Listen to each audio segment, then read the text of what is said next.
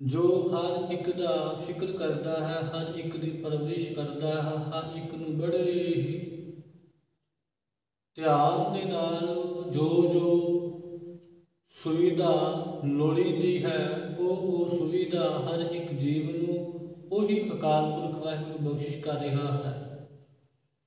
तो सवाल है कि मान लो जी समाज में असी रब जी के प्रति प्रेरित करते हाँ तो मालिक की इस प्रेरना सुन करके मन भी सवाल करता है कि जे उस मालिक के गुण गाइए जो मालिक धरती के जीवों की पालना कर रहा है तो सानू की लाहा होएगा, सानू की प्रॉफिट होएगा। तो फिर सतगुरु आप ही जवाब देंगे ने, जाके शरण पाया सुख पाइए बाहुर दुख ना होए। अज हर कोई जीव इस दौड़ भज विच लगा होया है कि मैं सुख प्राप्त कर लवां, मैं सुख प्राप्त कर लवां, मैनूं सुख नसीब हो जाए। और जिमें जिमें मानव जीव दौड़ भज करता सुख की प्राप्ति लई, तो मान लो इन्हें कोई प्राप्ति हो गई है, कोई जीवन की सुख सुविधा नसीब हो गई है, लोड़ींदी पदार्थ वस्तु नसीब हो गई है, तो ये मनुख उस वस्तु की प्राप्ति नूं ही सुख समझण लग पैंदा है। तो फिर वो सुख थोड़ा कुछ समा नहीं रहिंदा है, तो फिर यही मनुख अगली कामना के कारण होर चिंतावां दे विच घिर जाता है। इसलिए सतगुरु मेहरामत करके समझा रहे हैं कि उस दाते की शरण विच आउण दा, उहदा नाम जपण दा लाहा की है जी, कि जिस मालिक की शरण दे विच पिया आपा समर्पित कीतिया सुखां की प्राप्ति हो जाती है। तो जिमें सुखा की प्राप्ति हो जाती है तिवें सतगुरु मेहरामत करते बाहुर दुख ना होए, क्योंकि जिथे मालिक के मिलाप का सदका आनंद ही आनंद पैदा हो जाता है, उत्थे कदे भी मुड़ के दुख नहीं हुंदा। क्योंकि आम दुनियावी पक्ष तो जदों असी सुख शब्द वरतते हाँ, सुनते पढ़ते हाँ, तो नाल ही असी सुख का विरोधी शब्द दुख भी वाचते हाँ। इस तरह खुशी की गल करते हाँ, खुशी का एहसास करते हाँ, तो उस वक्त इसका विरोधी शब्द गमी भी साडे ज़हन दे विच बरकरार हो जाता है। भाव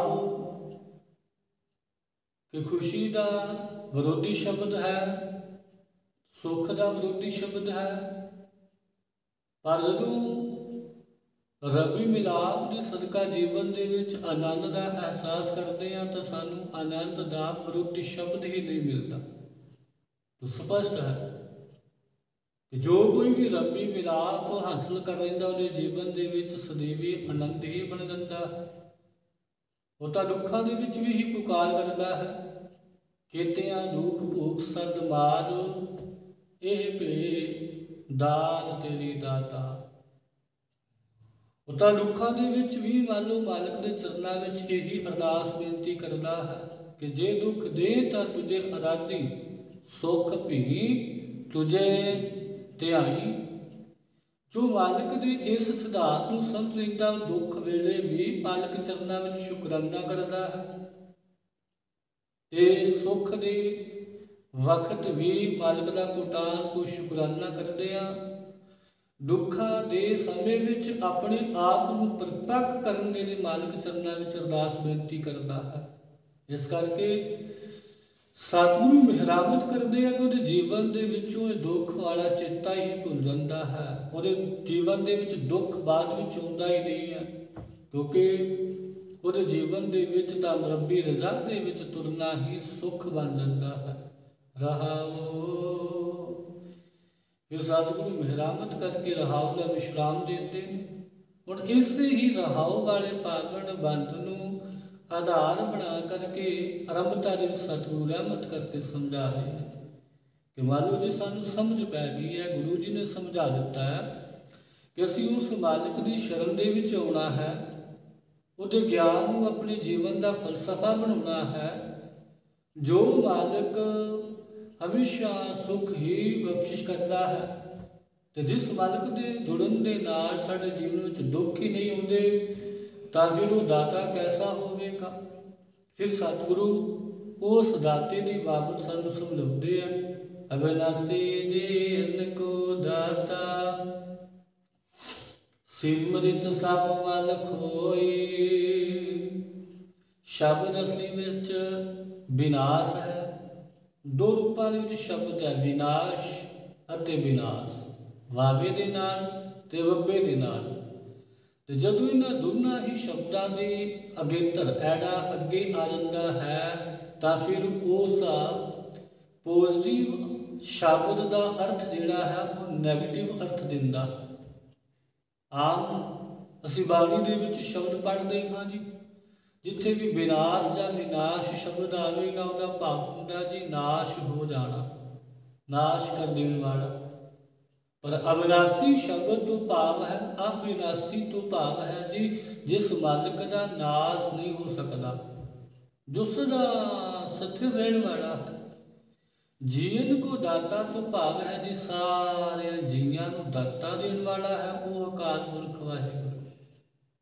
ਇਸ ਦੁਨੀਆ ਦੇ ਵਿੱਚ ਦਾਤਾ ਏਕ ਹੈ, ਸਭ ਕੋ ਦੇਵਨਹਾਰ। ਦਾਤਾ ਦੇਣ ਵਾਲਾ ਕੇਵਲ ਇੱਕ ਸੀਗਾ, ਇੱਕ ਹੈ, ਤੇ ਆਉਣ ਵਾਲੇ ਸਮੇਂ ਵਿੱਚ ਵੀ ਇੱਕ ਹੀ ਰਹੇਗਾ। ਬੇਸ਼ੱਕ ਸਾਡੀ ਮਾਨਸਿਕਤਾ ਦੇ ਮੁਤਾਬਕ ਬਹੁਤ ਦਾਤੇ ਬਣੇ ਨੇ, ਇਵੇਂ ਕਹਿ ਲਓ ਕਿ ਅਸੀਂ ਆਪਣੇ ਜੀਵਨ ਦੇ ਵਿੱਚ ਬਹੁਤਾਤ ਦਾਤੇ ਬਣਾ ਲਏ। ਇਸ ਕਰਕੇ ਅਸੀਂ ਕੇਵਲ ਇੱਕ ਨੂੰ ਸਮਝੀਏ ਜੋ ਹਮੇਸ਼ਾ ਸਥਿਰ ਰਹਿਣ ਵਾਲਾ ਹੈ, ਜੁਗਾਂ ਜੁਗੰਤਰਾਂ ਤੋਂ ਇਹਨਾਂ ਜੀਵਾਂ ਨੂੰ ਦਾਤਾ ਦਿੰਦਾ ਆ ਰਿਹਾ ਹੈ, ਤੇ ਹਮੇਸ਼ਾ ਦੇ ਲਈ ਦਾਤਾ ਦੇ ਨਾਲ ਨਿਵਾਸਦਾ ਰਹੇਗਾ। ਬਲਕਿ ਲੈਣ ਵਾਲੇ ਹੀ ਥੱਕ ਜਾਂਦੇ ਆ, ਉਹਨਾਂ ਦਾ ਅੰਤ ਹੋ ਜਾਂਦਾ ਹੈ। ਦਿੰਦਾ ਦੇ ਲੈਂਦੇ ਥੱਕ ਪਾਏ। ਤੇ ਉਸ ਮਾਲਕ ਨੂੰ ਜਪਣ ਦੇ ਨਾਲ ਕੀ ਹੁੰਦਾ ਜੀ, ਸਿਮਰਿਤ ਸਭ ਮਲ ਖੋਈ। ਮਲ ਤੋਂ ਭਾਵ ਹੈ ਮੈਲ, ਵਿਸ਼ੇ ਵਿਕਾਰਾਂ ਦੀ ਮੈਲ। ਅਸੀਂ ਕਦੇ ਵੀ ਆਪਣੇ ਮਨ ਦੇ ਅੰਦਰ ਝਾਤ ਮਾਰਨ ਦੀ ਕੋਸ਼ਿਸ਼ ਕੀਤੀ ਹੋਵੇ ਤਾਂ ਸਾਨੂੰ ਤਾਂ ਹੀ ਅਹਿਸਾਸ ਹੋਵੇ ਕਿ ਸਾਡੇ ਅੰਦਰ ਵੀ ਵਿਸ਼ੇ ਵਿਕਾਰਾਂ ਦੀ ਮੈਲ ਬਹੁਤਾਤ ਜ਼ਿਆਦਾ ਭਰੀ ਪਈ ਹੈ। ਸੱਚ ਤਾਂ ਇਹ ਹੈ, ਸਾਨੂੰ ਦੂਸਰਿਆਂ ਦੀ ਮੈਲ, ਦੂਸਰਿਆਂ ਦੀ ਔਗਣਤਾ ਨਜ਼ਰ ਆ ਜਾਂਦੀ ਹੈ, ਪਰ ਆਪਣੇ ਵਿਸ਼ੇ ਵਿਕਾਰਾਂ ਵਾਲੀ ਮੈਲ ਸਾਨੂੰ ਨਜ਼ਰ ਹੀ ਨਹੀਂ ਆਉਂਦੀ। ਇਸ ਕਰਕੇ ਸਤਿਗੁਰੂ ਮਿਹਰਾਮਤ ਕਰਦੇ ਆ, ਜਿੱਦਣ ਸਾਨੂੰ ਆਪਣੇ ਵਿਸ਼ੇ ਵਿਕਾਰਾਂ ਦੀ, ਬੁਰੇ ਕਰਮਾਂ ਦੀ ਮੈਲ ਨਜ਼ਰ ਆਉਣ ਲੱਗ ਪਈ, ਫਿਰ ਅਸੀਂ ਉਸ ਮਾਲਕ ਦੇ ਨਾਲ ਜੁੜਾਂਗੇ, ਜਿਸ ਦੇ ਨਾਲ ਜੁੜਨ ਦੀ ਬਦੌਲਤ ਸਾਡੇ ਮਨ ਦੀ ਮੈਲ ਧੁੱਤੀ ਜਾਏਗੀ, ਸਾਡਾ ਮਨ ਵੀ ਸਾਫ਼ ਹੋ ਜਾਏਗਾ, ਅਸੀਂ ਆਪਣੇ ਮਨ ਨੂੰ ਵੀ ਸੋਹਣਾ ਬਣਾ ਲਵਾਂਗੇ। ਤਾਂ ਸਤਿਗੁਰੂ ਮਿਹਰਾਮਤ ਕਰਦੇ ਪਏ ਆ ਕਿ ਉਹ ਅਕਾਲ ਪੁਰਖ ਵਾਹਿਗੁਰੂ ਸਦਾ ਸਥਿਰ ਰਹਿਣ ਵਾਲਾ, ਸਾਰੇ ਜੀਵਾਂ ਨੂੰ ਦਾਤਾ ਦੇਣ ਵਾਲਾ ਹੈ। ਉਸੇ ਮਾਲਕ ਨੂੰ ਜਪਣ ਦੇ ਨਾਲ ਜੀਵਨ ਦੇ ਵਿੱਚੋਂ ਕਾਮ, ਕ੍ਰੋਧ, ਮੋਹ, ਹੰਕਾਰ, ਈਰਖਾ, ਦਵੈਤ ਭਾਵਨਾ ਆਦਿਕ ਸਾਰੀ ਮੈਲ ਜਿਹੜੀ ਹੈ ਉਹ ਧੁੱਤੀ ਜਾਂਦੀ ਹੈ, ਖਤਮ ਹੋ ਜਾਂਦੀ ਹੈ। ਗੁਣ ਨਿਦਾਨ ਭਗਤਨ ਕੋ ਬਰਤਨ, ਬਿਰਲਾ ਪਾਵੈ ਕੋਈ।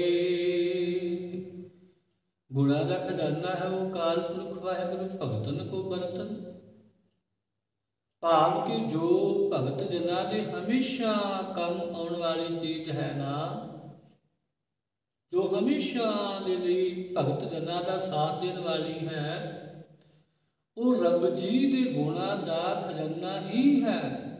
ਜਾਂ ਕਿਵੇਂ ਕਹਿ ਲਓ, ਰੱਬ ਜੀ ਦੇ ਗੁਣਾਂ ਦਾ ਖਜ਼ਾਨਾ ਭਗਤ ਜਨਾਂ ਦੇ ਲਈ ਇਸ ਤਰ੍ਹਾਂ ਹੈ ਜਿਵੇਂ ਮੰਨ ਲਓ ਬਹੁਤਾਤ ਲੋੜੀ ਦੀ ਚੀਜ਼ ਹੋਵੇ, ਉਹ ਲੋੜੀ ਦੀ ਅਮੋਲਕ ਵਸਤੂ ਜਿਹੜੀ ਆਰੰਭਤਾ ਤੋਂ ਲੈ ਕਰਕੇ ਅਖੀਰ ਤੱਕ ਸਾਥ ਦੇਵੇਗੀ, ਬਿਰਲਾ ਪਾਵੈ ਕੋਈ। ਪਰ ਇਸ ਰੱਬੀ ਨਾਮ ਨੂੰ, ਗੁਣਾਂ ਦੇ ਖਜ਼ਾਨੇ ਨੂੰ ਕੋਈ ਵਿਰਲਾ ਪ੍ਰਾਪਤ ਹੀ ਕਰ ਪਾਉਂਦਾ ਹੈ, ਕਿਉਂਕਿ ਭਗਤ ਹਰ ਕੋਈ ਨਹੀਂ ਬਣ ਪਾਉਂਦਾ। ਪਹਿਲੀ ਗੱਲ ਤਾਂ ਸਾਨੂੰ ਭਗਤੀ ਦੀ ਅੱਜ ਤੱਕ ਡੈਫੀਨੇਸ਼ਨ ਹੀ ਨਹੀਂ ਸਮਝ ਆਈ। ਅਸੀਂ ਭਗਤੀ ਦੀ ਪਰਿਭਾਸ਼ਾ ਹੀ ਨਹੀਂ ਸਮਝ ਪਾਏ। ਗੁਰੂ ਜੀ ਤੋਂ ਪੁੱਛੀਏ ਸਤਿਗੁਰੂ ਭਗਤੀ ਕੀ ਹੈ, ਤਾਂ ਸਤਿਗੁਰੂ ਸਾਹਿਬ ਸ੍ਰੀ ਗੁਰੂ ਗ੍ਰੰਥ ਸਾਹਿਬ ਪਾਤਸ਼ਾਹ ਮਿਹਰਾਮਤ ਕਰਦੇ ਹੈ ਕਿ ਸਭ ਗੁਣ ਤੇਰੇ ਮੈਂ ਨਾਹੀ ਕੋਏ, ਵਿਣ ਗੁਣ ਕੀਤੇ ਭਗਤ ਨਾ ਹੋਏ।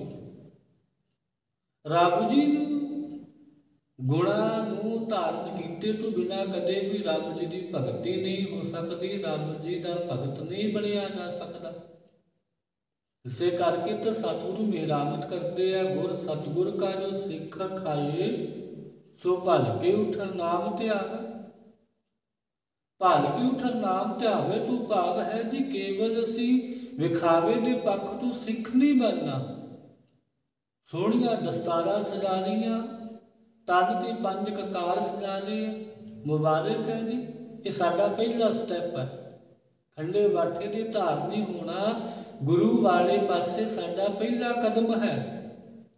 ਪਰ ਇਹਦੇ ਤੋਂ ਅੱਗੇ ਤਾਂ ਜੋ ਗੁਰੂ ਸਾਹਿਬ ਜੀ ਸਾਨੂੰ ਦੱਸਣਗੇ, ਜੋ ਗੁਰੂ ਜੀ ਸਾਨੂੰ ਸਮਝਾਉਣਗੇ, ਜੇ ਅਸੀਂ ਉਸ ਨੂੰ ਕਮਾਉਣ ਲੱਗ ਪਵਾਂਗੇ ਤਾਂ ਹੀ ਤਾਂ ਅਸੀਂ ਜੀਵਨ ਦੇ ਵਿੱਚ ਗੁਰੂ ਜੀ ਦੇ ਸਿੱਖ ਬਣ ਪਾਵਾਂਗੇ। ਜੇ ਕੇਵਲ